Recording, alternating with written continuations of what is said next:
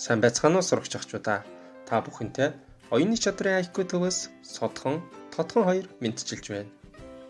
Өнөөдөр бид 4-р ангийн оюуны хөгжил сурах бичгийн 48-р хуудас дахь хамаарлыг олох сэдвт хичээлийг та нартай хамт судлах болно. Шинэ хичээлдээ анхаарал идэвхтэй оролцоорой хүүхдүүдээ.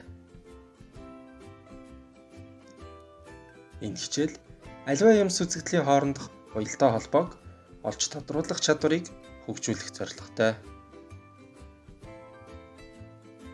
Хүүхдүүдээ логик сэтгэлгээ бүлгийн өмнөх хичээлүүдэд хийсэн үү?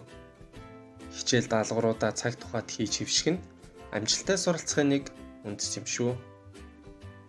Ингээд 48 дугаар хуудасны зарим дасгалуудыг хамтдаа ажиллацгаая. 48 дугаар хуудас дасгал 1-ийн 1-р даалгавар. Жагсаалтыг анхааралтай сайн уншаад хүмүүсийн юунд дуртайг тодорхойлж ерөнхий шин чанарыг бичээрэй.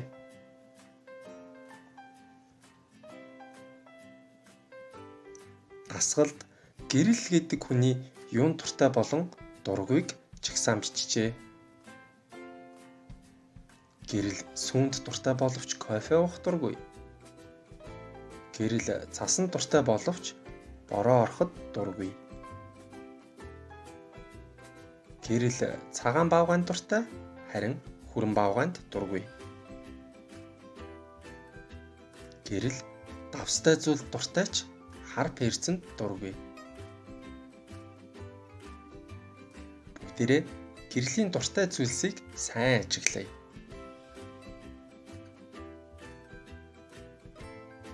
Тэрээр сүү, цас, цагаан баавгай, давсанд дуртай гэжээ. Эдгээрт ямар нийтлэг шин чанар байна вэ?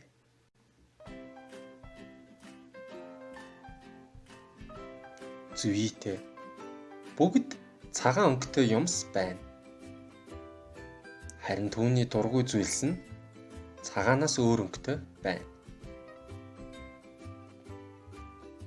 Иймд гэрэл цагаан өнгөтэй зүйлсэд дуртай байх нэ.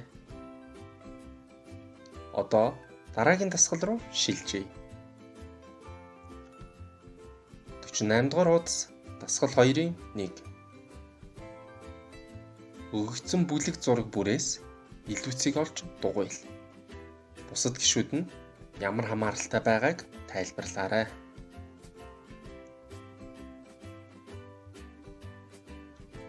Бүгдээрээ зургуудыг эхнээс нь нэрлэе. Эхлээд гар хөрөө, дараа нь алх, үзэг, халив, хамгийн сүүлд цахилгаан өрмийн зургууд байна. Эдгээрээс аль нь бусдаасаа өөр илүүцвэ?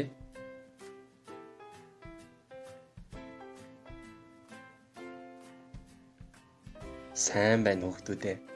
Үзэг бусдаасаа ялгаатай байна.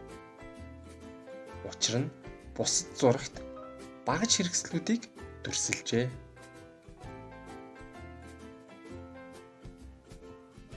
Хүүхдүүдээ эдгээр дасгалуудын бодолд тайлбараас лавлах зүйл байгаа бол бичлэгийн ухраан дахин үзэж гэр бүлийнхнээсээ тусламж хүсээрэй.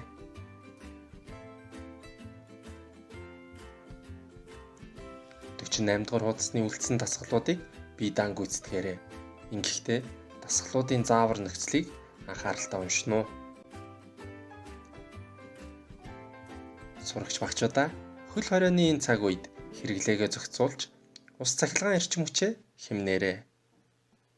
Түүнчлэн усаа хаах, цахилгаан хэрэгслүүдэд шалган унтрааж байх нь болцсошгүй эрсдлээс сэргийлдэг юм шүү. Та бүхэнд амжилт хүсье. Дараагийн хичээлээр уулзтлаа. Түр баяртай.